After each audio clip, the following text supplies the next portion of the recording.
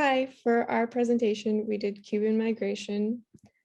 And we thought it was important to do this topic because Cuban Americans make up a large percentage of the Latinx population in the United States.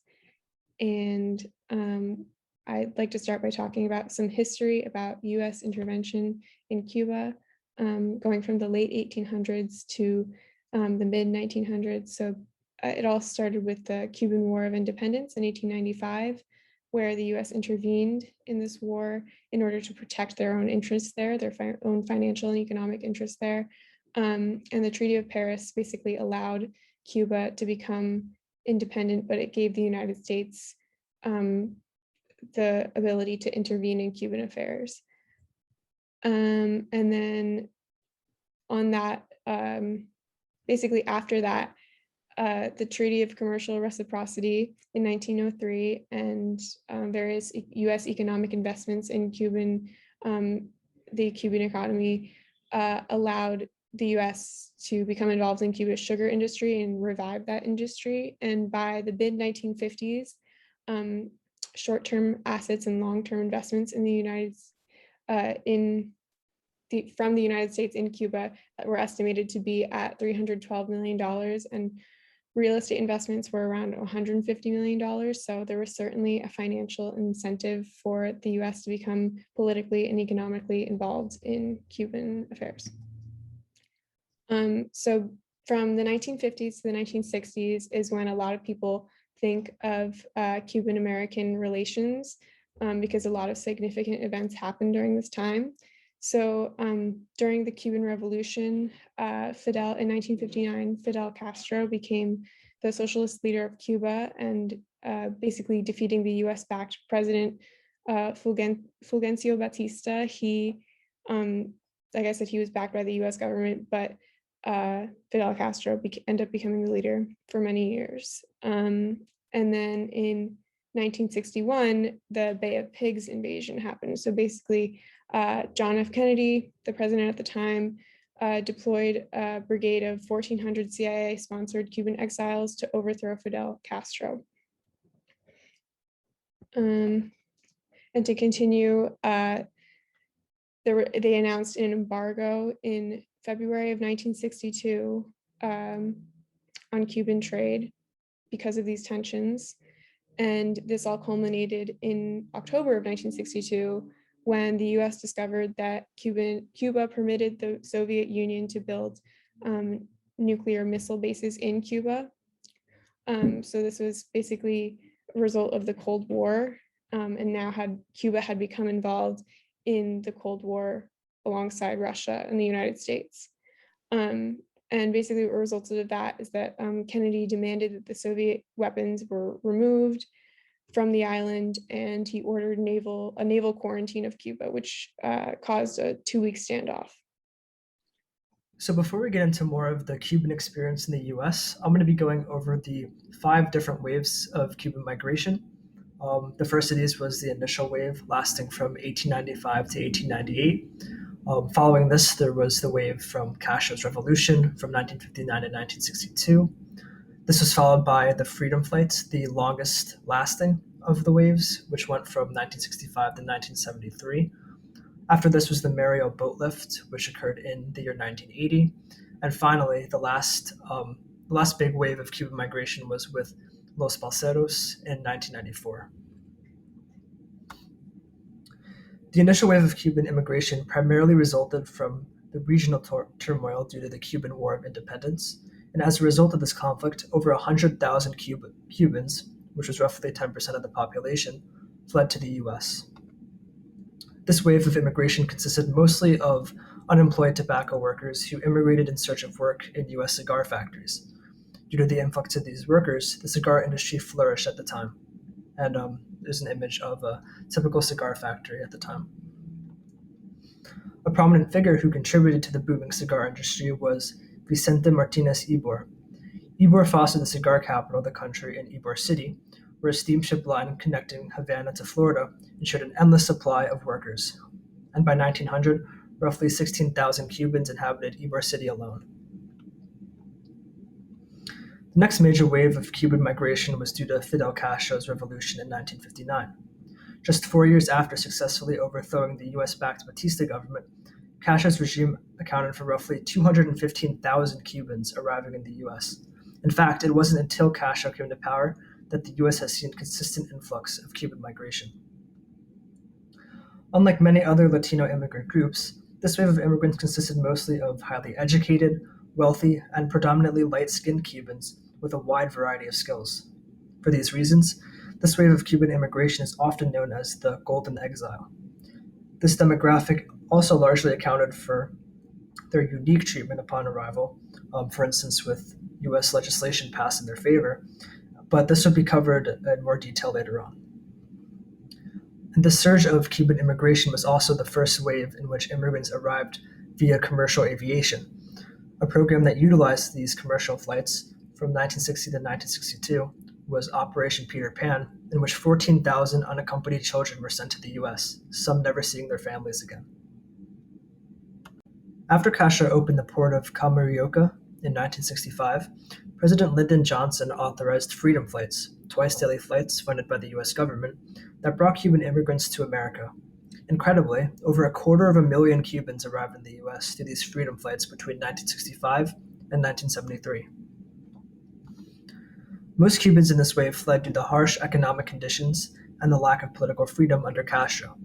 The confiscation of private property, along with closure of many small businesses, further fueled this mass wave of Cuban immigration.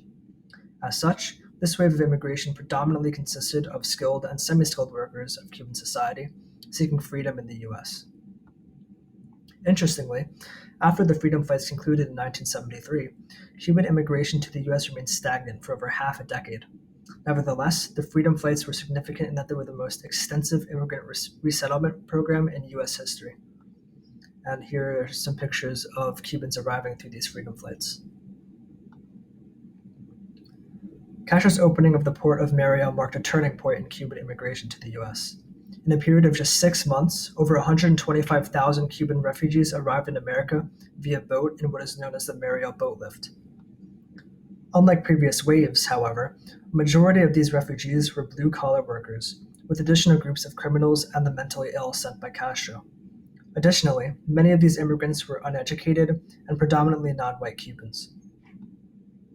With this change in demographic, there was a concomitant change in the attitude by Americans towards Cuban immigration. By 1981, US citizens viewed Cubans as the second least desirable group to have as neighbors after religious cult members, a stark contrast to the positive Cuban immigration sentiments of previous decades.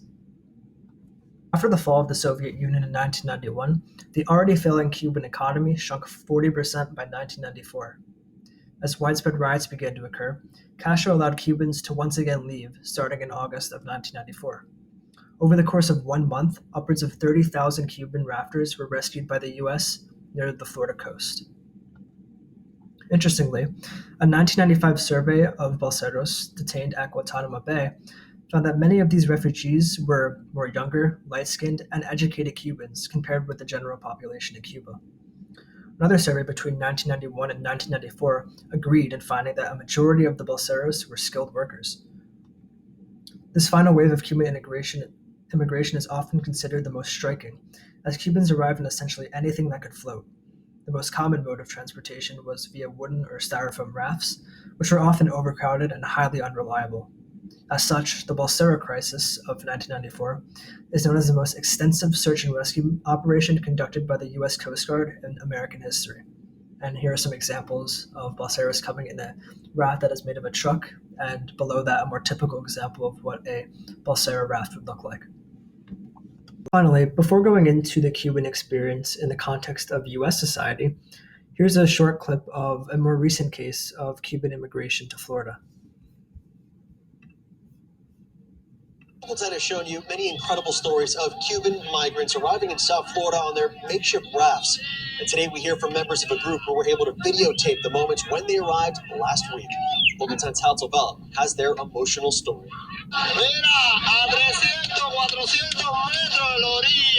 So close to land and emotions so real from Cuban migrants about to come ashore on American soil. Something we rarely get to see from this vantage point. 29-year-old Silvio Moreno used his smartphone to capture it all. Moreno, lips still sunburned, says it feels like a dream.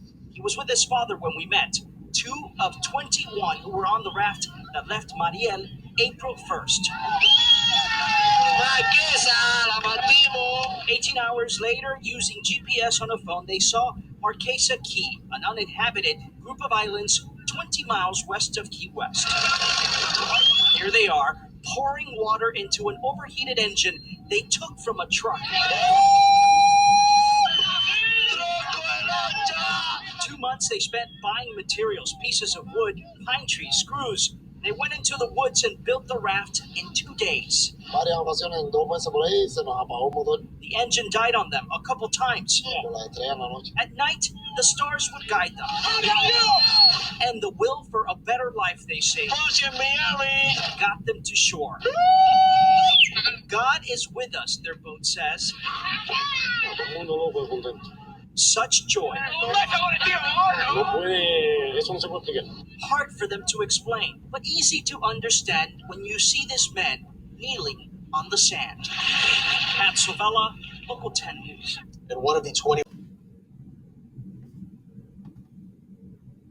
So in 1959, as we stated, a communist movement led by Fidel Castro overthrew the government of Fulgencio Batista, and he took power in Cuba. This became known as the Cuban Revolution. And during this time, Castro started attacking businesses and large land holdings. He was also attacking potential political opponents that he saw within the wealthy, the entrepreneurs, and even the Batista supporters. People from Cuba are able to gain residency in a similar way to people from many other countries, one of which is the diversity visa program, which offers 55,000 annual visas that are randomly selected among countries with low rates of immigration.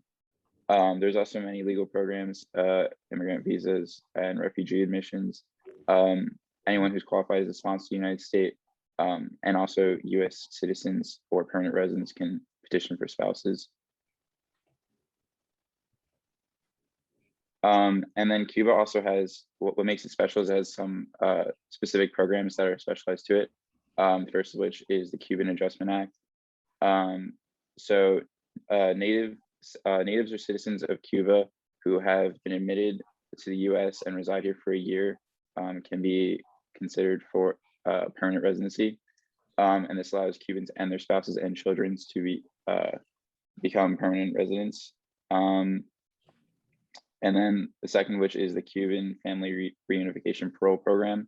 It was created in 2007 and allows certain US citizens to apply for parole for their family members. And if these members are granted parole, they can come to the United States without waiting for visas. Once they're in the US, they can actually apply for work prior to even gaining resident status. And then the last of which is the Special Cuban Migration Program, or the Cuban Lottery. And it's open to all Cubans between 18 and 55 who are residents of Cuba. And it doesn't matter if they qualify for American immigrant visa programs or refugee programs. However, the lottery had 3 main registration periods, all in the 1990s, the last of which was in 1998. So people can't continue to enter the program. However, people are still being offered parole through the program if they were already entered into the lottery. So the Cuban Adjustment Act of 1966 was signed into law by President Lyndon Johnson in 1966.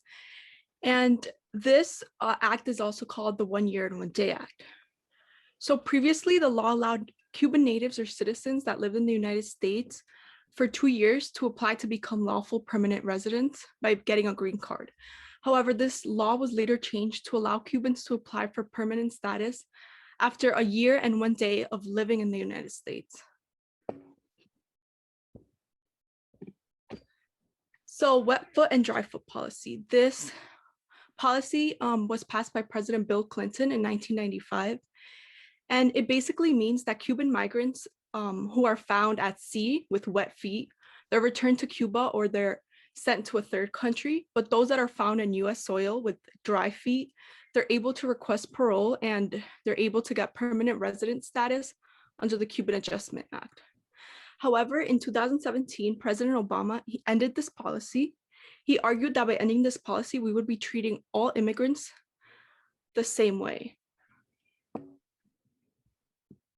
And then just looking into Cuban in the US, Cubans within the US, especially their population, which has been highly concentrated and has an estimate of 2.3 million Hispanics that are currently living within the United States as of 2017. And they all regionally, reside differently in different places within the US.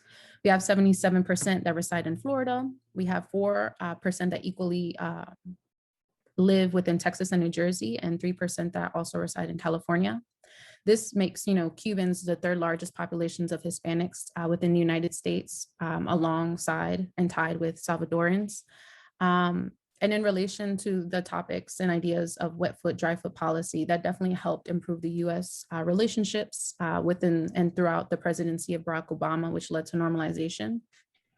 This increased population is seen through the US policy being far more welcoming to Cubans than any other migrants within Latin America. It definitely helped compared to most Hispanic groups. They've been able to be much more older in population and community, have higher levels of education, and as well as higher median household and income, and as well as higher rates of home ownership. And this is just, a quick overview of where they reside throughout the region. Primarily you see in Florida, you also see within the tri-state area of New York, Newark, and Jersey City, as well as Pennsylvania, as well as Texas as well. So this is just a quick overview of where they currently reside. In addition, when understanding the history of Cuban treatment within the US, many migrated for political refuge, as well as in support of the US, primarily seen within the elite class, as well as the middle and lower, which eventually migrated through revolution radicalized. So when thinking about the experiences of Cubans, they definitely have remained really connected with their homeland in various ways. You see that within the way they've established their businesses, whether they rename streets, schools, and organizations, as well as parades and festivals that they've been able to hold within the US.